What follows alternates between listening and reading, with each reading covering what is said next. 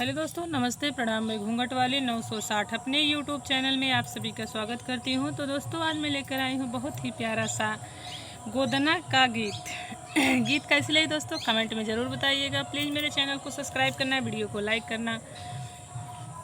बीतल जाता सवनवा माना कहनवा हमारी ये भौजी कहनवा हमारी ये भौजी गोरे हथवा पे गोदवई तू गोदनवा हमारी ये भौजी गोरे हथवा पर गोदवई तू गोदनवा हमारी ये भौजी बीतल जाता सवनवा गोदैबू गोदनवा हमारी रे नदी गोदनवा हमारी ये नदी गोरे हथवा पे लिखवैबू के कर नमवा हे नदी गोरे हथवा पर लिखवैबू के कर नमवा हे नदी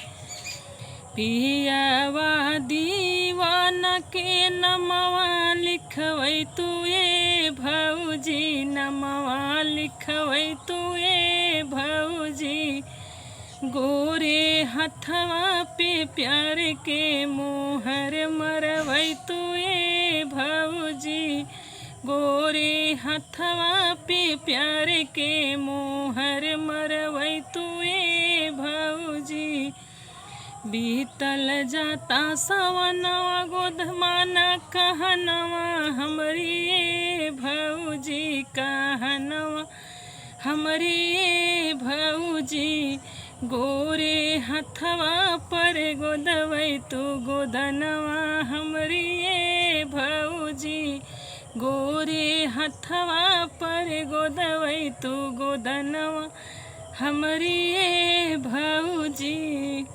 तो दोस्तों, ये था मेरा छोटा सा एक प्यारा सा गोदना गीत कैसी लगी कमेंट में ज़रूर बताइएगा।